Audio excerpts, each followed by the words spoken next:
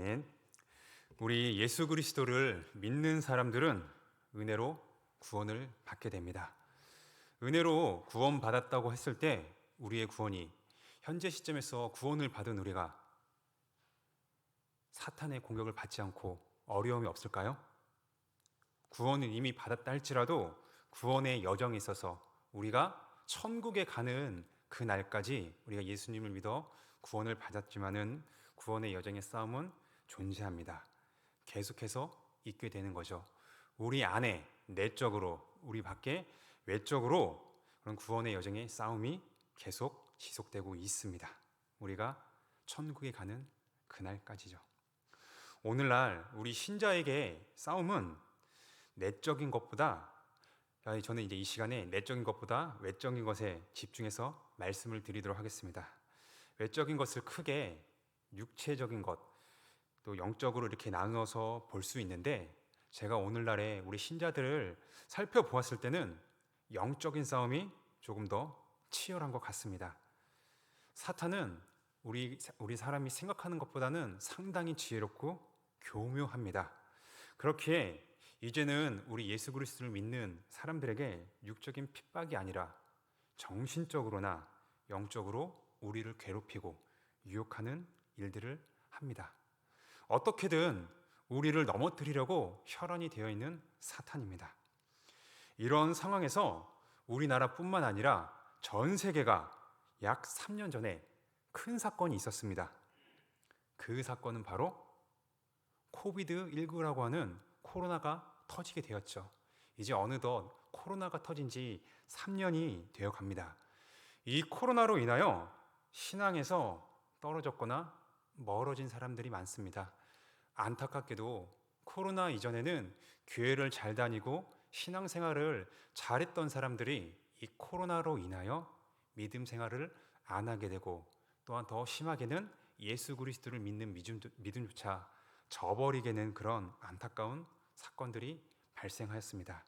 제가 방금 말씀드린 이 얘기는 주변의 지인들을 통해서 들으시거나 보면은 아실 수가 있습니다. 어느 한 지역에 국한되었다라면은 그나마 다행이겠지만은, 제가 아는 한 적어도 우리 한국 교회에서는 이렇게 코로나로 인하여 믿음 생활을 했던 신자들이 대거 이탈하게 되는 그런 안타까운 사건이 벌어졌습니다. 이것을 우리 한강교회만 봐도 어떨까요? 제가 올해 초에 왔기 때문에 이 코로나 전과 코로나 때 이 상황을 정확하게 알진 못하지만은, 아마도 제가 조심스럽게 추측하기에는 우리 한강교회도 그런 성도님들이 계시지 않을까 조심스럽게 그렇게 예상을 해봅니다. 신앙생활뿐만 아니라 우리의 일상이 코로나 전과 후로 나눠진다고 전문가들은 그렇게 얘기를 합니다. 그들의 이야기에는 다시는 우리는 코로나 이전으로 돌아갈 수 없을 거야, 이런 부정적인 예측도 합니다. 이렇게 코로나로 인한 신자들의 신앙생활에 변화가 생겼는데, 교회를 떠난 일도 있고 믿음이 약해진 사람들이 많죠. 처음에 우리가 코로나가 발생했을 때 이렇게 지금처럼 대면해서 직접 우리가 예배당에 와서 예배를 드리지 못했습니다. 그때 우리 성도님들의 마음은 어떠셨나요? 나 빨리라도 예배 너무 드리고 싶습니다, 하나님. 그렇게 간구하고 분명히 기도를 하셨을 거예요. 왜냐하면은 우리가 이 코로나 때 겪었던 전무후무한 비대면이라는 예배와 비대면 속에서 성도의 교제를 했기 때문에 우리는 이것에 익숙하지 않았습니다. 그래서 우리가 그동안에 많은 신앙생활을 하면서 겪었던 직접 현장에 우리가 이 예배당에 와서 하나님의 임재하심을 구하며 예배를 드리는 것뿐만 아니라 성도 간의 교제, 피부가 맞닿아서 얼굴을 보면서 하는 그런 교제를 우리는 상당히 원했고 그리워했습니다. 그런데 지금 우리의 모습은 어떤가요? 코로나가 아직 종식된 것은 아닙니다. 공식적으로. 그런데 감사하게도 우리 올해 초와 비교해서 봤을 때 우리는 한 5월, 6월부터 제한이 점점 풀리면서 이렇게 대면으로 현장에 와서 예배를 드릴 수 있고 같이 주 안에서 성도의 교제를 할 수 있도록 우리는 그런 자유를 얻게 되었습니다. 그런데 우리의 모습은 어떨까요? 이제는 우리 하나님을 믿는 신자들이 편한 것에 너무 익숙해졌습니다. 코로나로 인하여 제한이 풀렸는데도 불구하고 교회를 안 나오시려는 분들이 계시죠. 물론 제가 여기서 말씀을 드리는 것은 몸이 육신이 너무 아프기 때문에 거동을 못 하시는 분들을 말씀드린 건 아닙니다. 그런 분들은 아쉽지만은 집에서 이렇게 온라인으로 예배를 드릴 수밖에 없죠. 몸을 움직이지 못하니까요. 그런데 몸을 움직일 수 있는데도 불구하고 교회와 집이 그렇게 거리가 멀지 않음에도 불구하고 우리는 대면으로 예배를 드리는 것보다는 편한 것에 익숙하여졌기 때문에 이제는 우리의 신앙생활이 어떤가요? 전보다 이 코로나가 발생하기 전보다 우리의 신앙생활은 전체적으로 떨어졌습니다.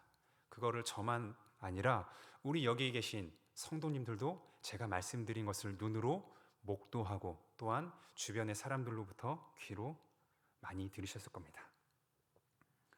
공동체적인 신앙생활을 하려고 하기보다 그냥 혼자서 집에서 핸드폰을 보고 내가 원하면 언제든지 유튜브로 예배를 드릴 수 있고 설교를 들을 수 있기 때문에 이렇게 혼자서 개인 신앙생활을 하려는 사람이 코로나 전보다 아주 많이 부쩍 늘어나게 되었습니다. 이런 오늘의 교회 상황에서 우리는 어떻게 해야 될까요? 이거는 우리 한강교회뿐만 아니라 아마도 우리 한국교회 더 나아가 전 세계에 있는 많은 교회들의 고민일 것입니다.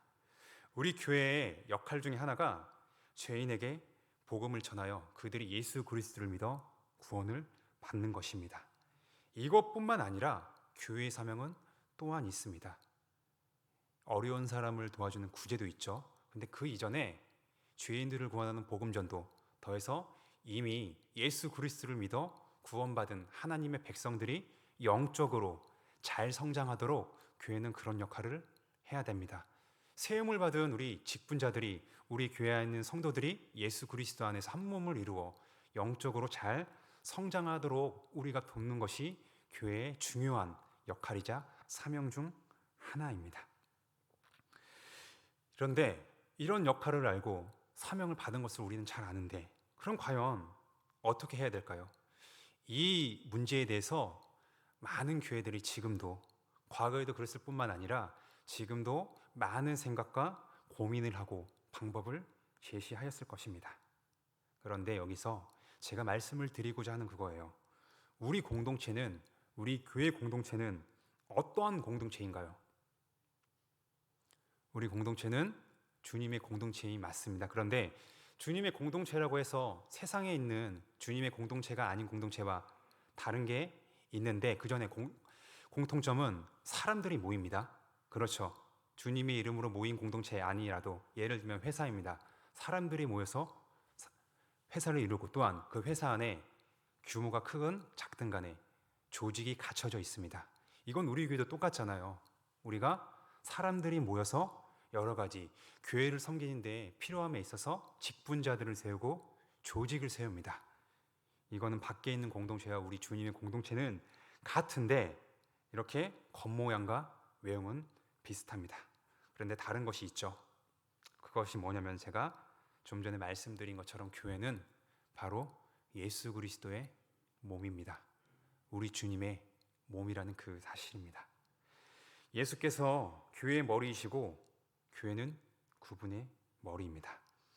우리는 이 사실을 처음 들어보지 않았을 거예요. 이거를 잘 알고 계실 겁니다. 그런데 주님의 몸이라는 우리의 모습은 어떤가요? 과연 예수 그리스도를 머리로 주로 삼아 그렇게 예수님의 지시를 잘 받고 따르고 있을까요? 머리와 몸은 따로 갈 수가 없습니다. 머리와 몸이 따로 간다면은 그거는 살아있는 유기체가 아니죠.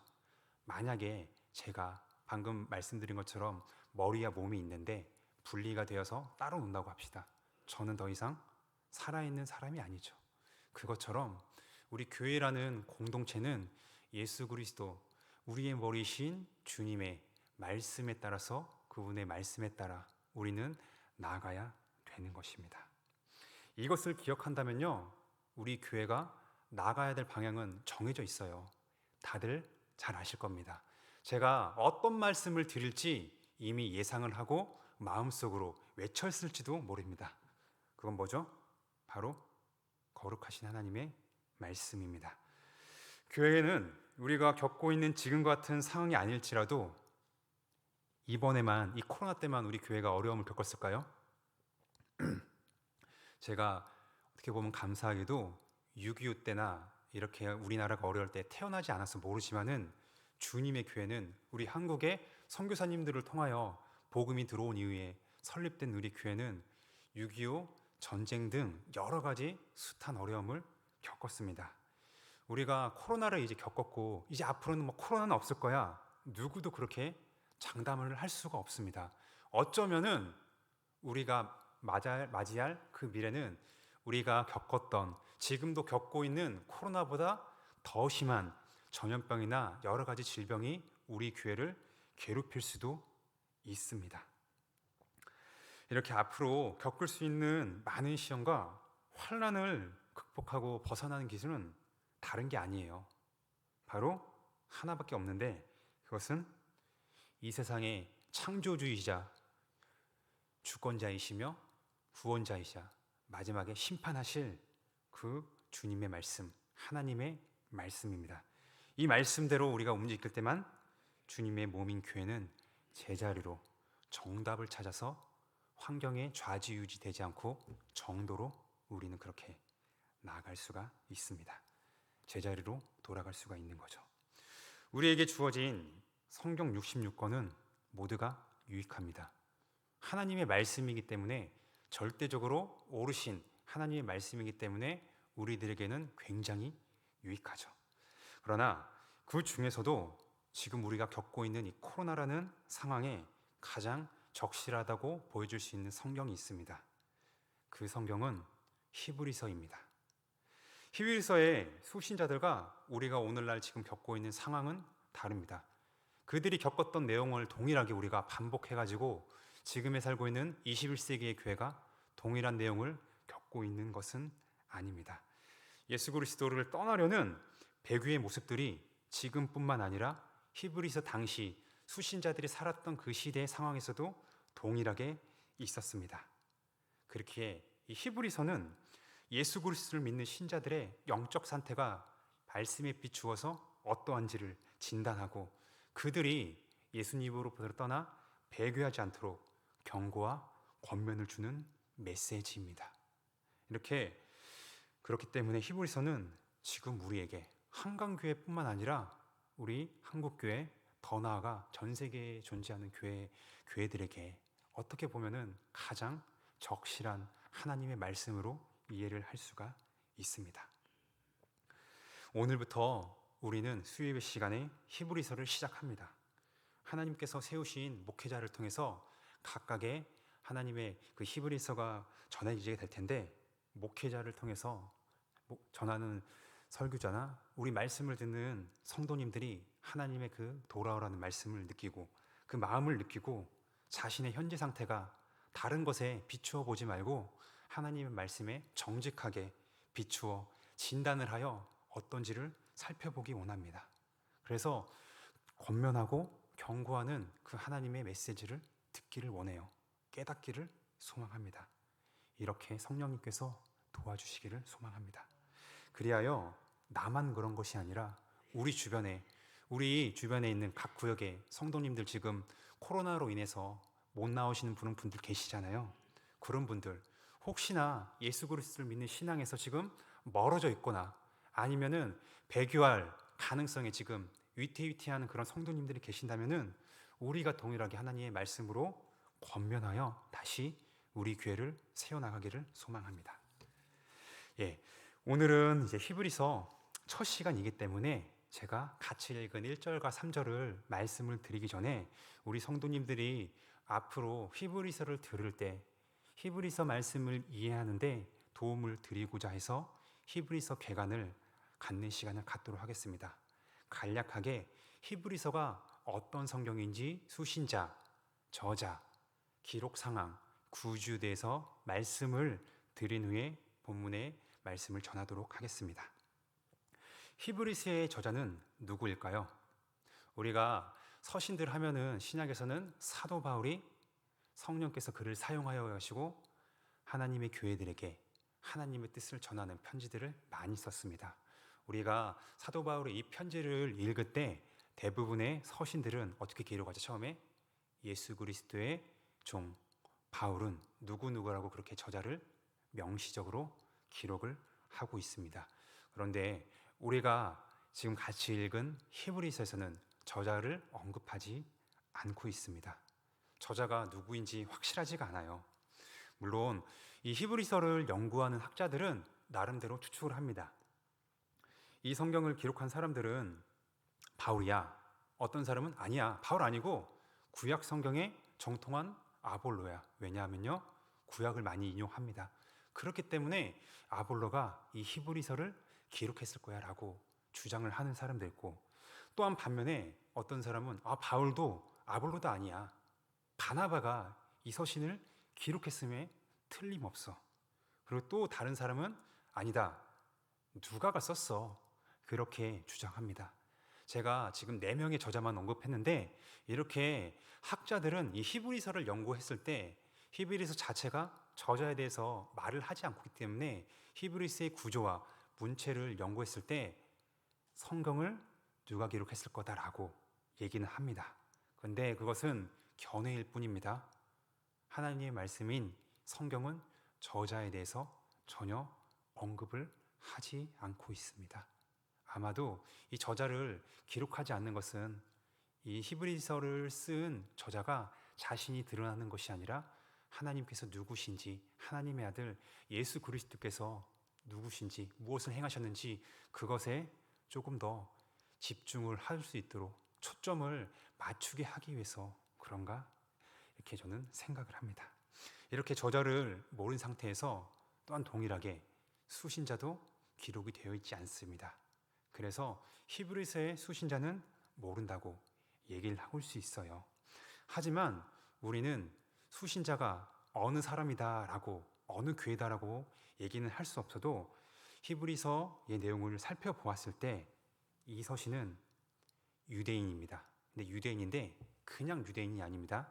예수 그리스도를 구주로 영접한 유대인들에게 이 히브리서를 기록한 사람은 그들을 위해서 이 성경을 기록을 했습니다.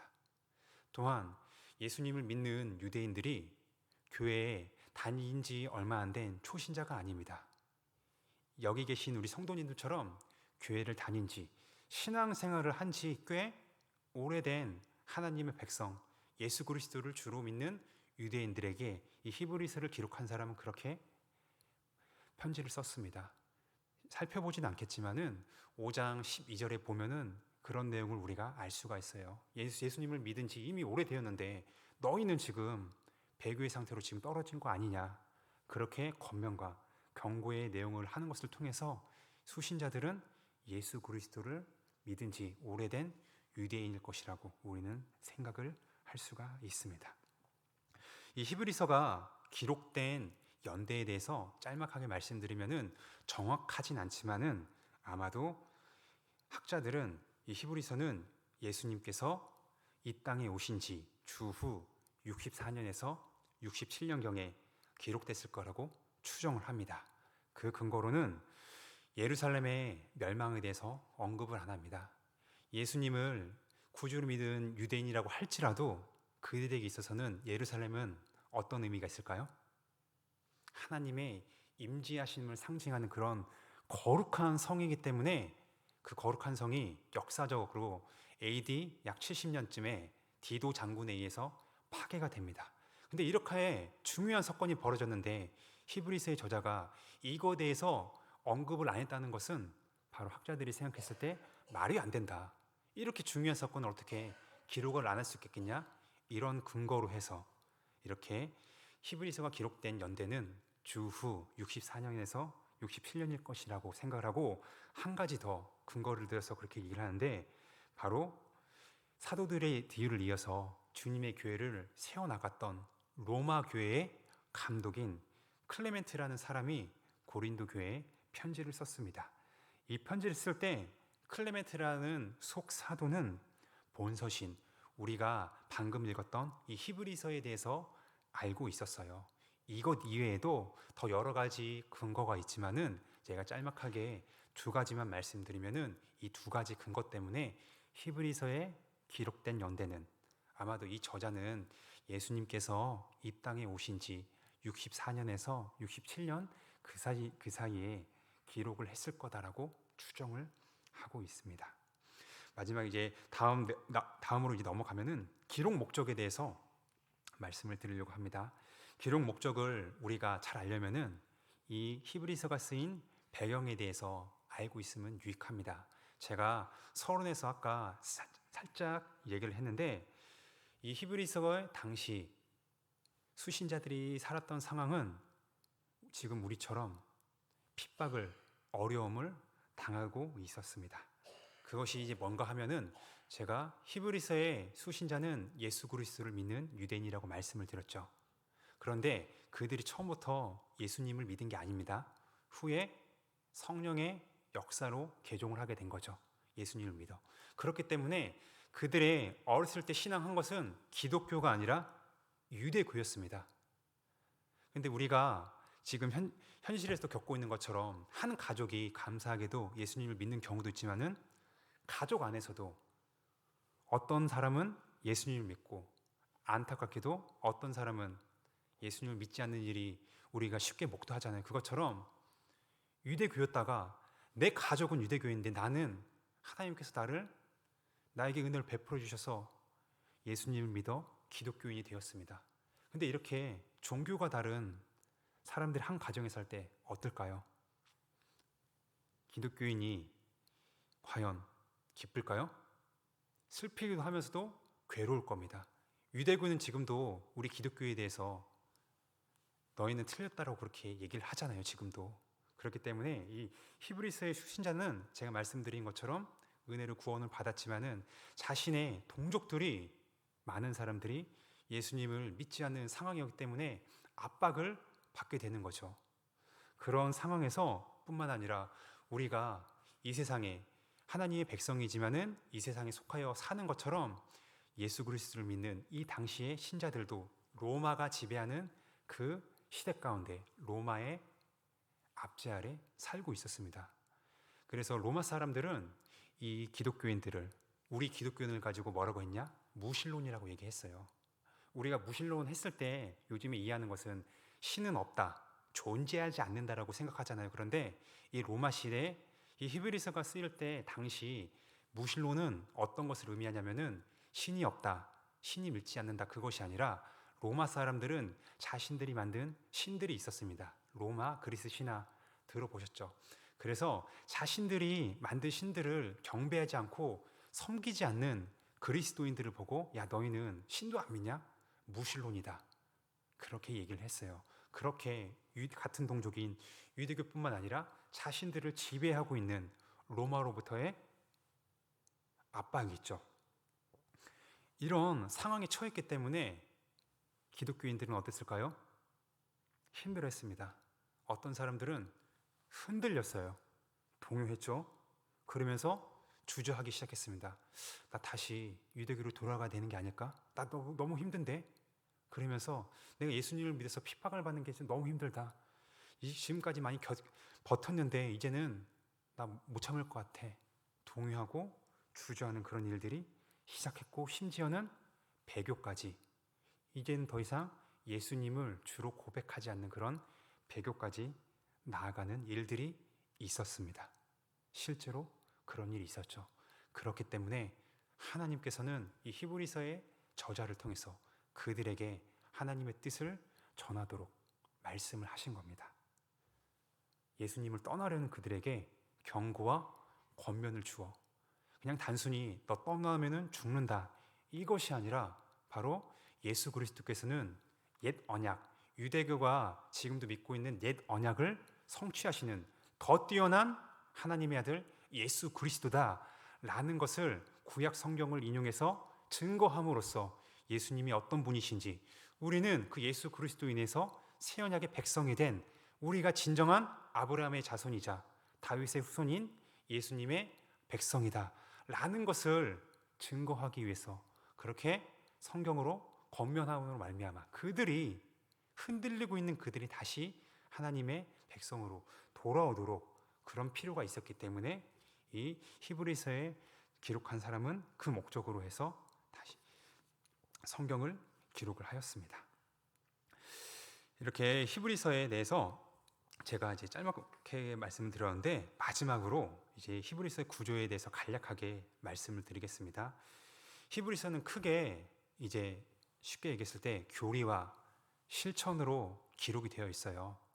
우리가 바울 서신도 보면은 동일하게 되어 있는데 교리와 실천 부분, 교리가 뭐냐? 하나님이 우리 죄인들을 위해서 행하신 일이 무엇인지, 그 하나님이 우리에게 어떠하신 분이신지를 그것을 말합니다. 그 후에 하나님의 백성인 우리가 어떻게 살아야 되는지 이 두 개의 구조로 나아가고 있습니다. 왜 그렇게 기록을 할까요? 우리가 기독교 생활을 할 때 삶이 중요하죠. 왜냐하면 우리가 안타깝게도 언론에서 가끔씩 보는 게 교회를 다닌다고 하면서도 믿지 않는 사람들이 봤을 때도 눈살이 찌푸릴 정도로 안타까운 도덕적이지 못한 행동을 하기 때문에 사회에서는 우리를 욕하니까 우리는 그 영향을 받아가지고 신자는 똑바로 살아야 된다 이렇게 도덕적인 것을 강조합니다. 그런데 도덕을 강조하는 것이 우리 기독교가 아닙니다. 하나님 보시기에 우리가 똑바른 삶을 살아야 되는 건 맞지만은 그 이전에 뭐가 있어야 되냐? 하나님이 어떤 분이신지 우리를 위해서 무엇을 행하셨는지 이 사실을 알고 믿는 상태에서 이 교리가 기반이 된 상태에서 우리가 하나님의 어떠한 존재인지 알고 그 교리에 그 하나님의 말씀에 우리가 감동받아서 자원하여 누구의 눈치를 봐서 그런 것이 아니라 누구에게 잘 보이려고 하는 것이 아니라 하나님의 은혜에 합당한 삶을 살도록 성령께서 우리를 그렇게 역사하시기 때문에 뒤에 신약 성경에 기록한 서신서들을 기록한 사람들은 다 그렇게 기록을 하고 있어요. 하나님에 대한 것이 먼저고 그 이후에 삶이 뒤따라 와야 됩니다. 그렇게 되지 않을 때 우리 기독교는 예수 그리스도가 없는 도덕주의, 도덕 종교로 빠지게 되는 겁니다. 이렇게 교리와 실천 두 부분으로 이루어졌다는 것을 기억하는 상태에서 먼저는 히브리서 1장과 2장은 예수 그리스도가 어떠한 분이신지 바로 선지자와 천사보다 월등하신 분이시다 라는 것을 1장과 2장은 그렇게 얘기를 하고 있어요. 3장에서는 더 나아가 모세보다 뛰어나신 분이십니다. 예수님은 구약에서 그렇게 위대한 하나님의 종으로 쓰임받았던 그 모세보다 뛰어난 하나님의 아들 그리스도다. 모세는 하나님의 종으로 사역을 했다면은 아들은 하나님의 아들로서 그렇게 사역을 했다라고 히브리서 3장은 얘기를 해주고 있어요. 그렇게 이렇게 뛰어난 탁월한 그리스도 안에서 예수님을 믿는 신자들이 우리가 장차 어떠한 안식을 누리게 될지 권면을 하면서 위로를 해줍니다. 그게 바로 4장 1절부터 13절까지 예수 그리스도 안에서 우리 성도가 누릴 안식에 대해서 얘기를 하고 있어요. 그런 다음에 다시 예수 그리스도가 어떠하신 분이신지를 히브리서 4장부터 7장까지 얘기를 해주고 있는데 여기에서 예수님은 어떤 분이시냐? 바로 대제사장이십니다. 인간 대제사장은 달리 예수 그리스도는 어제나 오늘이나 미래나 변하지 않을 영원한 그런 대제사장이신 예수 그리스도다라는 것을 히브리서 4장 14절에서 7장까지 그것을 얘기하고 있어요. 멜기세덱의 얘기를 통해서 말이죠. 그 다음에 이렇게 영원한 대제사장이신 예수께서 우리 죄인들을 위해서 무엇을 하셨냐? 옛 언약보다 더 나은 비교가 안 되는 탁월한 새 언약의 중보자이신 그리스도다라는 것을 히브리서 8장을 통해서 우리에게 얘기를 해주고 있어요. 이렇게 새 언약의 중보자이신 그리스도께서 대제사장이신 그리스도께서 우리 죄인들을 위해서 일시적인 속죄가 아니라 완전하고 영원한 속죄를 이루셨다라는 것을 히브리서 9장에서 10장 18절까지 그렇게 영원한 속죄에 대해서 얘기를 하고 있습니다. 여기까지가 예수님이 누구시고 무엇을 행하셨는지에 대한 교리적인 부분이라고 하면은 나머지 10장 19절 이하부터 히브리서 13장까지는 그러면은 우리 하나님의 백성이 어떻게 살아야 되는지를 실천적인 권면을 통해서 그렇게 마무리 짓는 내용입니다. 10장 19절부터 11장까지는 믿음의 능력에 대해서, 하나님을 믿는 우리가 인내를 가지고 믿음을 가지고 살아야 된다. 우리가 믿음장으로 잘 알고 있는 히브리서 11장 보면은 우리 믿음의 선배들이 많이 나오잖아요. 그렇게 함으로써 우리 또한 믿음의 선배들을 본받아 예수 그리스도를 믿는 믿음을 저버리면 안 된다. 그렇게 얘기를 하고, 히브리서 12장에서는 이미 우리 인간의 육신을 입고 오신 예수님께서 이 땅에 사시면서 여러 가지 고난들을 많이 겪으셨잖아요. 그 예수님을 바라보며 그 예수님을 깊이 생각해라. 그 예수님이 지금 어디에 계시냐 라고 하면서 소망의 메시지를 히브리서 수신자들과 지금 우리에게 동일하게 얘기를 할 것입니다. 마지막으로 이렇게 믿음과 소망을 가진 너희가 어떻게 해야 되냐? 믿음, 소망, 사랑. 이것처럼 히브리서 13장은 그러면은 사랑의 능력을 가지고 그리스도를 향한 사랑으로 너희 교회가, 성도들이 서로 돌보고 교제를 해야 된다는 그런 내용으로 히브리서는 되어 있습니다. 이것을 기억하시면서 앞으로 수요일 날에 선포된 히브리서를 들으시면 우리 성도님들이 이해가 더욱더 많이 이제 도움이 될 거라고 해서 지금 이렇게 짤막하게 히브리서의 개관해서 이제 말씀을 드렸고, 이제 본격적으로 우리가 같이 읽은 1절과 3절에 대해서 짧게 제가 하나님의 말씀을 전하도록 하겠습니다. 우리가 믿는 하나님은 지금만 말씀을 하신 것이 아닙니다. 그분은 영원 전부터, 우리가 사는 이 세상이 전부터 존재하고 계셨고 세상을 만드신 이후에 계속해서 우리 사람들에게 말씀을 하셨습니다. 그분은 세상을 만드신 걸로 그냥 너희가 알아서 잘 돌아가라, 해가 뜨고 달이 지고 사람 너희가 그냥 알아서 잘 지내, 이렇게 하시는 것이 아니라 친히 우리 사람에게 다가와 주시고 말씀하시는 하나님이셨습니다. 그런데 하나님이 말씀하실 때 어떠한 방편으로 말씀하셨죠? 우리 같이 1절 읽은 것처럼 옛적에 하나님은 말씀을 하셨습니다. 선지자들을 통해서 말씀을 하셨는데 한 가지 방법이 아니라 여러 부분과 여러 모양으로 말씀을 하셨습니다. 우리가 잘 알다시피 요셉을 통해서는 하나님께서 어떻게 말씀하셨죠? 꿈을 통해서 자신의 뜻을 보여주셨고, 또한 엘리야를 통해서는 하나님께서 어떻게 말씀하셨죠? 엘리야 19장에서 우리가 보면은 낙심한 엘리야에게 하나님은 세미한 음성으로 친히 말씀해 주셨습니다. 또한 어떤 사람들에게는 이상을 통해서 하나님의 뜻, 계획을 보여주셨어요. 이사야의 예를 들 수가 있죠. 이사야 6장에 보면은 환상 가운데 이사야는 하나님을 만나게 되고 그분의 음성, 그분의 뜻을 듣게 됩니다. 이것처럼 하나님은 계속해서 우리가 사는 신약 시대뿐만 아니라 구약에서도 하나님의 종들을 택하셔가지고 사람들에게, 하나님의 백성들에게 여러 부분과 모양으로 말씀을 하셨습니다. 이렇게 말씀하신 하나님은 이제는 이 모든 날 마지막에는 누구를 통하여 말씀하셨다고 이렇게 대조를 하면서 얘기하고 있죠? 바로 하나님의 아들이신 예수 그리스도를 통해서 하나님은 모든 날, 마지막 날에 그렇게 얘기를 하고 있습니다.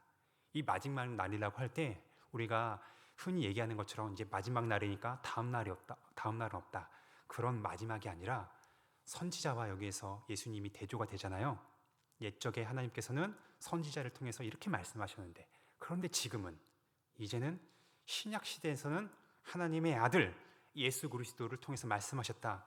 이렇게 대조되는, 대비되는 설명을 우리가 읽은 것처럼 이런 이해의 관점에서 마지막 날이 무엇인지를 이해를 할 수가 있습니다. 그것은 바로 옛 언약, 율법과는 다른 새 언약, 복음 계시가 어떻다? 불완전한 것이 아니라 완전하고 최종적이다.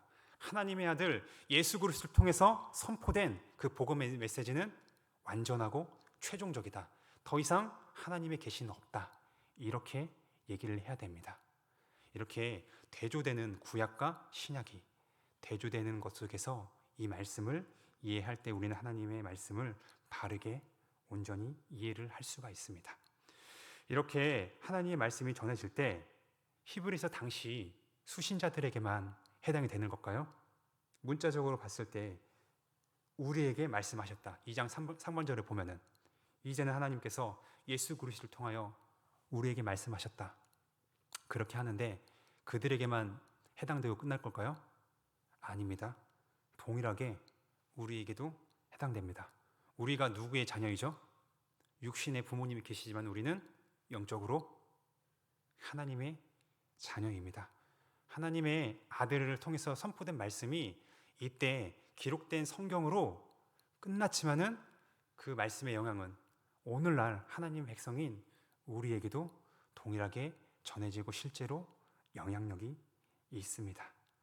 하나님은 이렇게 지금도 아들을 통해서 성경으로 우리에게 하나님의 백성들에게 자신의 뜻을 자신의 음성을 친히 전해주고 계십니다. 예수 그리스도에 관한 책인 성경을 통해서 말이죠.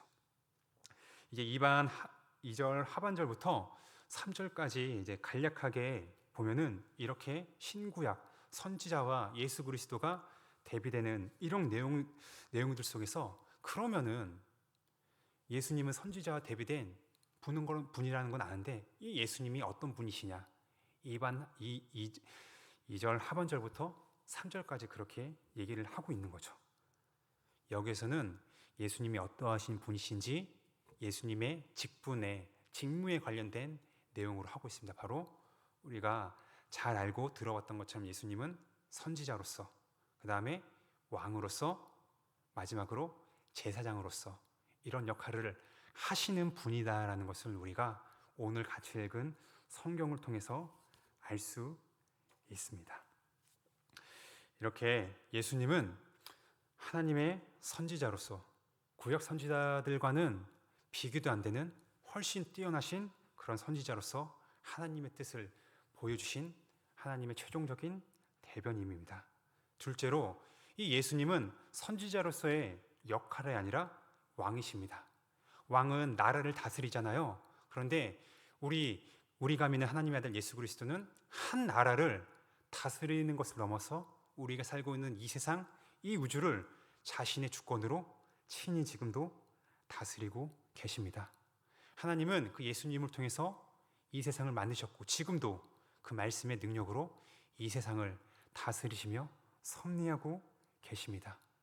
하나님의 주권이 바로 예수 그리스도를 통해서 행사하고 있다는 것을 왕직을 통해서 이렇게 히브리서의 저자는 설명을 하고 있어요. 마지막으로 예수 그리스도께서는 우리 죄인들을 위해서 어떤 일을 행하셨죠? 3절에서 기록하고 있는 것처럼 정결하게 하셨다라고 해요. 율법에 따라서 동물 제사로는 우리 사람들의 죄를 일시적으로만 속죄할 수 있었지 영원히 사함을 할 수는 없었습니다. 그런데 예수 그리스도의 그 죽으심으로 말미암아 어떻게 되었죠?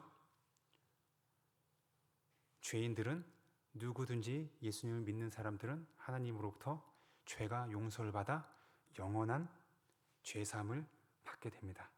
바로 예수님이 이 영원한 속죄를 이루신 분임을 성경은 그렇게 기록하고 있어요.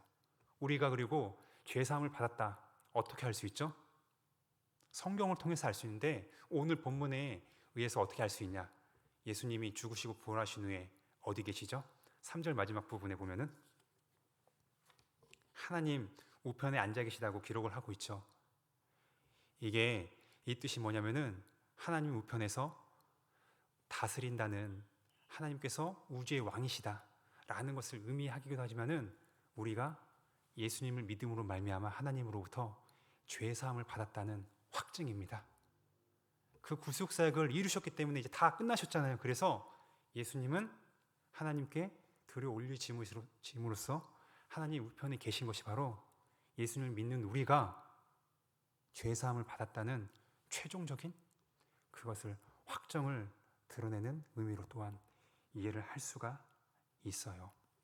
그래서 지금 오늘은 첫 시간이다 보니까 개간을 더 이제 우리 성도님들께 말씀을 드리다 보니 이제 조금 더 이제 길게 못하고 여기서 이제 말씀을 마무리를 하려고 합니다.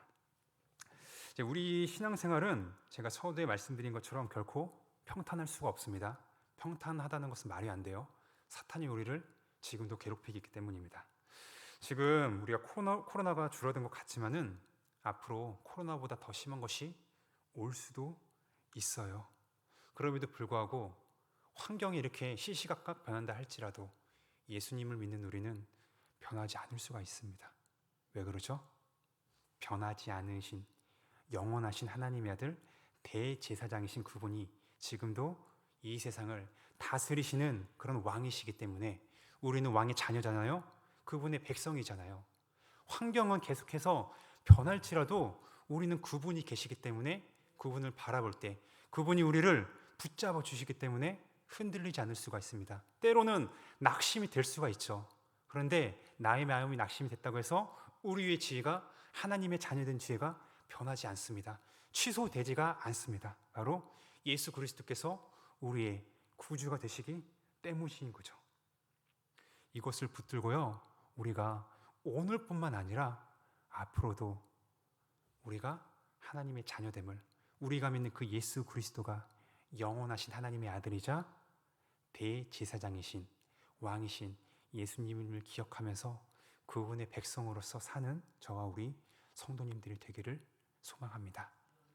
기도하겠습니다.